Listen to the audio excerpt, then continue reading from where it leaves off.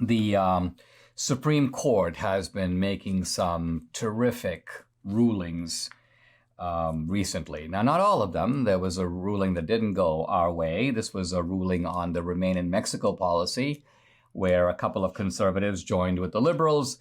But by and large, it's been, whack, whack, whack for our side on gun rights, on religious freedom, of course, the big Dobbs abortion decision.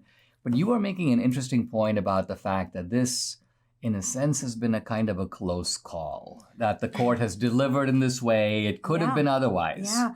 Well, I always point out the Venezuelan model, the Hugo Chavez packing the court model. And so the way that Venezuela was able to really lose its freedoms, all its freedoms, is that Hugo Chavez packed the Supreme Court to rule in everything in his favor on the left. It became a rubber stamp. Exactly.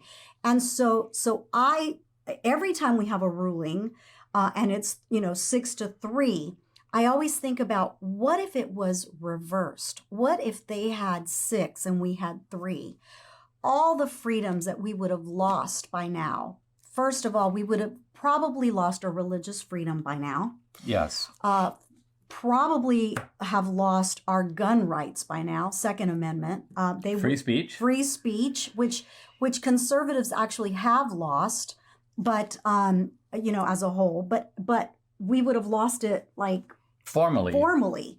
And so I think of all of these things, and I'm just horrified. Well, you continued on the road. I mean, equal protection of the laws, freedom of assembly. Yes. So that liberal courts, it turns out, are not only bad on the economic front, in which they defer to the state, they are supporters of centralized government. I think the point you're making is that we have basic liberties in the Bill of Rights, which was supposed to be outside of political control. In other words, neither party has the right to infringe those rights. Those rights are in the Constitution. Now, you can amend the Constitution, take the First Amendment out. That's not going to happen. Yep. So you're talking about canceling these rights through interpretation. Right. Well, look what they did with Roe v. Wade.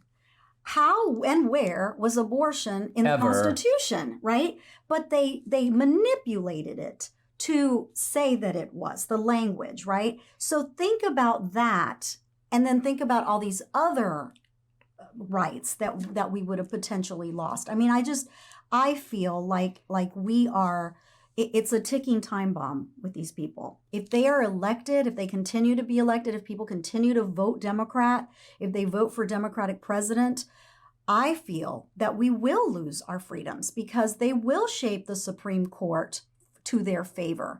And when I say to their favor, it's anti-founders. So anti-Constitution. They'll change the Constitution. They'll continue to demonize our founders. So the point I think you're making is that the chasm between the two sides is wide enough that, unlike in the past, where we could say, listen, we'll argue about taxes, we'll argue about how to fight the Soviet Union, but we do agree that free speech is a good thing. We do agree on equal rights under the law. What you're saying is we actually don't. No, we don't agree even on those things. No, especially. And their America would be a nightmare for us. Their America is what they want for us. And conversely, they're acting as if our America is not a nightmare for them. That somehow, if you listen to the hysterics of these women who are like, whoa, the court has overturned Roe versus Wade, and even though I'm in New Jersey or I'm in California, right, but they act as if they feel threatened, and you have to believe that at a certain level, they are freaked out. They're not purely play acting. No, they're politically freaked out. Right, but the media has a lot to do with that too. The media has kind of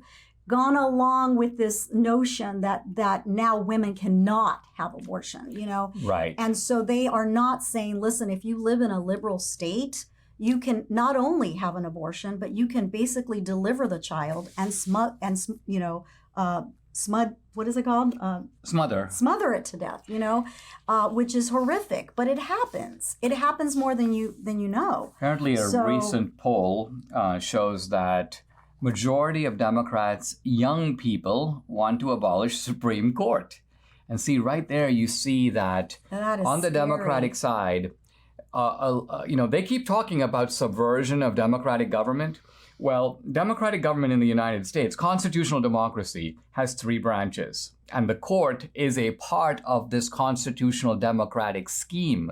So it is against that scheme to want to abolish the court. Right. They want to abolish this court, but they want a court that will do their bidding. Yes, absolutely. Yeah. So it's very scary, and again, I feel like, what are our grandchildren's children? What America are they going to be living in? Well, part of what they seem to say is that they don't like the court because they're majoritarian. The court is undermining majority rule. But see, this cuts both ways because if the left is saying that when they are the majority, they get to run roughshod over our rights, that means that when we're the majority, we get to run roughshod over their rights. Yeah, but we never do. We never do. But more importantly, our constitutional scheme was designed so that neither side would have. Do that. I mean, this is what the founders meant by tyranny of the majority, and that seems to be now for the Democrats not a danger to be avoided, but a recipe to be pursued.